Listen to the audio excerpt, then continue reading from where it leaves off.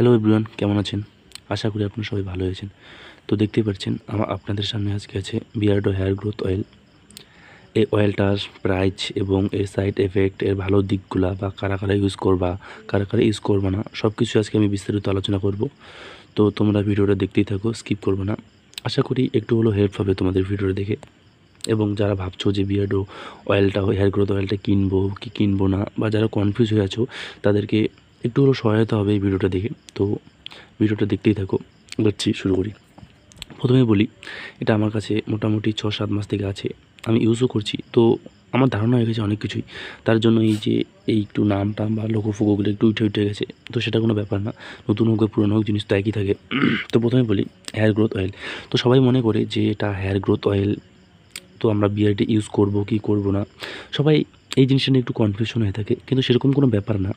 এটা হলো, এখানে কোম্পানি বলে দিচ্ছে এখানে যে এটা তোমরা চুলেও লাগাতে পারো বা দাড়িতেও লাগাতে পারো, দুইটার জন্য সুটেবল। কারণ হেয়ার গ্রোথ অয়েল মানে বিয়ার্ডও গ্রোথ করবে, হেয়ারও গ্রোথ করবে। তো এটা নিয়ে আর আপনাদের কোনো সমস্যা নেই। তো বলি, এটা কারা লাগাবা বা কারা লাগাবা না।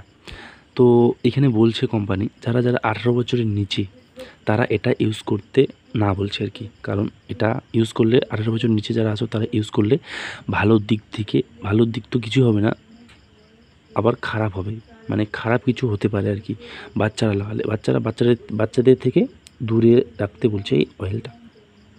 আর একটা কথা বলে দিচ্ছে এখানে কোম্পানি, যে চোখ, চোখের যদি আশেপাশে ওই অয়েলটা যায় বা একটু ছোঁয়া যদি পায়, তো সাথ এই অয়েলটা যদি লাগায়, মানে চোখে যদি একটু আঁচ পায়, তো সাথ চোখটাকে ঠান্ডা জল দিয়ে ধুয়ে নিতে বলছিল। কারণ এটা চোখের জন্য খুব ক্ষতিকর একটা জিনিস। তো এই অয়েলটা বেসিক্যালি 18 বছর যারা উপরে, মানে 18 বছর যারা আপ হয়ে গেছে তারাই লাগাবা, নিচে তো লাগাবাই না। আর এর একটু প্রাইসটা বলে দিই। এই যে তোমরা দেখো এখানে 750, এখানে এমআরপি প্রাইস আছে। তোমরা একটু ডিসকাউন্টও পেয়ে যেতে পারো, আমি লিঙ্ক ডিসক্রিপশনে দিয়ে দেবো। ফ্লিপকার্ট, অ্যামাজন সবেতেই অ্যাভেলেবেল আছে। যাই হোক, এর একটু সম্বন্ধে বলি আর কি। এই অয়েলটা তো আমি তো এতদিন থেকে ইউজ করছি, ওই অয়েলটা কেমন বা রেজাল্ট কেমন আমার, তো বলি। যেমন ধরো, তোমাদের চুলের জন্য শ্যাম্পু দরকার, তেল দরকার। তো আমাদেরও বিয়ার্ড গ্রো করার জন্য তেল দরকার। আর ফেস ওয়াশ করার সময় তো আমাদের বেসিক্যালি হচ্ছে ফেস ওয়াশ তো হয়েই যায়, বা সাবান দিয়ে আমরা যখন মুখকে ওয়াশ করি তখন মোটামুটি আর কি ওয়াশ হয়ে যায়। তো ওয়াশের কোনো আর এক্সট্রা করে প্রয়োজন হবে না মানে আমাদের।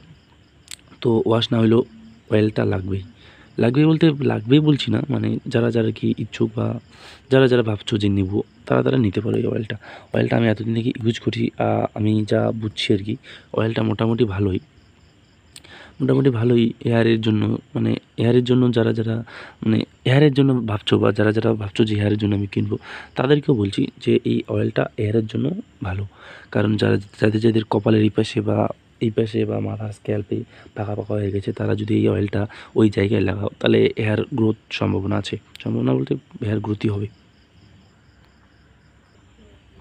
আরেকটা কথা বলি তোমাদের, অয়েলটা লাগাইলে মোটামুটি 2-3 দিন লাগানোর পর তোমরা দেখছো যে দাড়ি আসছে না, ওটা কিন্তু চলবে না।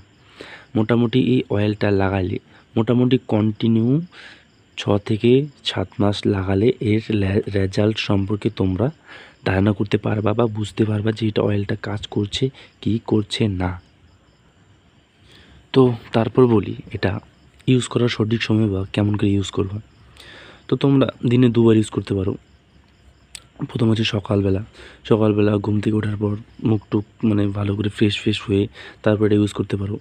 বা রাত্রে ঘুমানোর আগে মুখ ভালো করে অবশ্যই ওয়াশ করতে হবে, কিন্তু এটা লাগানোর আগে অবশ্যই ওয়াশ করতে হবে। ওয়াশ করে তোমরা ভালো করে ম্যাসাজ করতে পারো, ফিঙ্গার দিয়ে অয়েলটা মানে হাতের মধ্যে নিয়ে ফিঙ্গার দিয়ে ভালো করে ম্যাসাজ করতে পারো।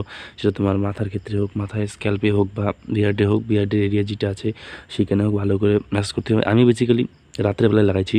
রাত্রেবেলা ঘুমানোর আগে ভালো করে মুখ ফ্রেশ ওয়াশ করে তারপর লাগিয়েছি। মোটামুটি এইটাই বেস্ট আমার কাছে।